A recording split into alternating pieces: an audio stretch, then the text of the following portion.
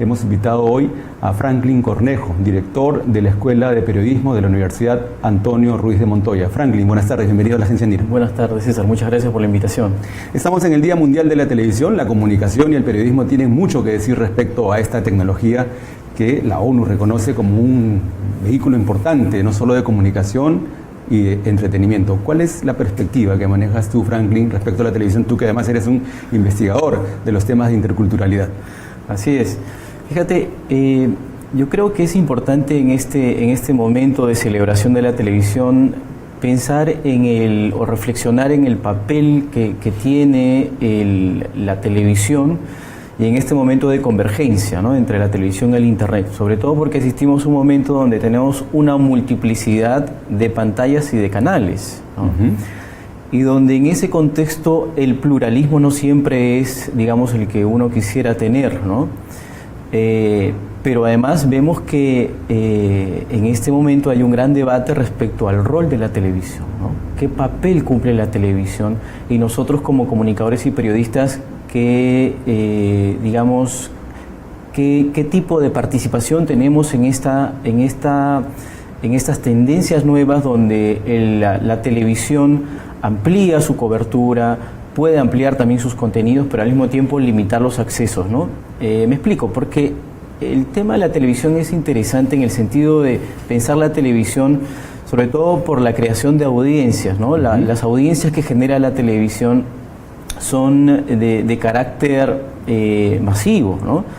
Estuve revisando algunos datos, por ejemplo, nos remitimos a los Estados Unidos, esta final del fútbol americano que se llama el Super Bowl o el Gran Tazón, tiene una audiencia de 111 millones de espectadores. 111 millones, nada menos. Nada menos que 111 millones de espectadores, ¿no? Entonces, claro, la potencialidad que tiene la televisión de generar ese evento, ¿no?, esa experiencia donde millones de personas siguen simultáneamente un mismo hecho, ¿no? La semana pasada lo hemos visto con el partido de fútbol Perú-Nueva Zelanda, ¿no? Claro, sintonía total además. Sintonía total. Franklin, junto con este potencial para crear audiencias y gente que ve o que recibe el mismo mensaje a la vez, hay un papel que le corresponde a la televisión en el plano, por ejemplo, de la cultura, que además es un plano que muchas veces ha estado como subvalorado. ¿Qué se puede hacer con la televisión en esos ámbitos?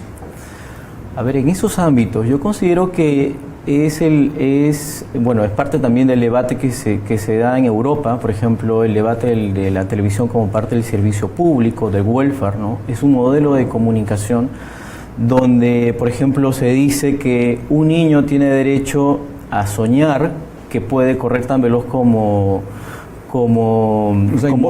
Usain Bolt, ¿verdad? Entonces, el debate es el siguiente. Dicen, bueno, el niño puede soñar, ¿no?, ser en el futuro, ¿no?, Usain Bolt, viendo la televisión, ¿no es cierto?, sin necesidad de pagar por esa televisión, ¿no? Y esa televisión debe ser de uso gratuito. Él tiene el derecho de soñar con ser Usain Bolt si tiene la posibilidad de ver esa televisión sin necesidad de pagar, ¿no? Entonces, de ese mismo modo dicen, bueno, también los ciudadanos tenemos derecho a ver los debates, ¿no?, políticos en el Congreso, en el Parlamento, sin necesidad de pagar, ¿no? Entonces, ese tipo de debates abren, por supuesto, un espacio para esa televisión de servicio público, esa posibilidad de ver cultura, ¿no?, de ver información verificada, ¿no?, verdadera. En este momento también hay un debate mundial sobre los fake news, las noticias falsas, ¿no? Noticias falsas. Hay como dos temas que has tocado. El primero, el potencial de la televisión para generar audiencias masivas, realmente enormes, y por otro lado, su capacidad de colocar en el centro de la atención de los ciudadanos temas como la cultura, como las expectativas del ser humano. Eso en lo teórico. En la realidad peruana, tú sabes, igual que yo, que hay una discusión, que hay una preocupación permanente sobre el tipo de contenidos que nos presenta la televisión. Sin calificar a esta televisión, la pregunta es, ¿qué hacemos con la televisión peruana, Franklin? Es el gran tema, ¿no? Es el gran tema. La televisión peruana yo creo que está muy comprometida con temas de rating y competencia. Creo que se ha encerrado demasiado en esa lógica de mercado, demasiado comercial. Y yo creo que tendríamos que incluir ese gran debate, por supuesto, de cómo es que nuestra televisión, sin necesidad de, un tipo de intervención externa, ¿no?, el tema de la autorregulación es importante, o sea, sin necesidad de una regulación externa, pueda también ver cómo es que se puede pensar el país, ¿no? Desde la televisión, cómo es que nuestros modelos, digamos, de cultura o nuestros patrones culturales pueden ser más amplios que unos simples programas, digamos, de entretenimiento. O sea, ¿por qué tendríamos que pensar el Perú solamente desde un programa de entretenimiento o dar la sensación de que eso es el Perú, ¿no? A partir de ciertos personajes, ¿no? Cuando tenemos una diversidad, uno sale de Lima y ve la diversidad de cultura, digamos, de años de historia y civilización que tenemos y que lamentablemente no tienen muchas veces cabida, ¿no? En nuestra televisión. Y cuando alguien nos dice que esos contenidos no venden, ¿qué les respondemos? Pues cuando nos dicen que esos contenidos no venden, les podríamos responder que nosotros, como la cultura, no tiene precio, no tiene valor, y que los valores muchas veces no se piensan en función de lo comercial y el mercado, ¿no? Sino que la cultura es tan importante como la educación, ¿no? La educación es a largo plazo, ¿no? Los valores, los principios, la ética no tiene precio, ¿no? Pero sí tiene, digamos, la trascendencia de llevarnos, por ejemplo, a la convivencia social, a la paz, a reconocernos entre iguales, ¿no? Al derecho, ¿no? a tener una justicia. Entonces, si empezamos a ponerle precio pues a la justicia, a los derechos y a la democracia, yo creo que allí hay una distorsión de lo que queremos, del modelo o del tipo de sociedad que queremos vivir y en el que queremos estar, ¿no? O aspiramos a estar. Claro. Tú eres un investigador de los temas de interculturalidad. Me contabas que hace poco has estado en comunidades de la selva. Así es. ¿Cómo se vive ahí el tema de la comunicación? Y de pronto podrías contarnos la presencia de la televisión en espacios como ese.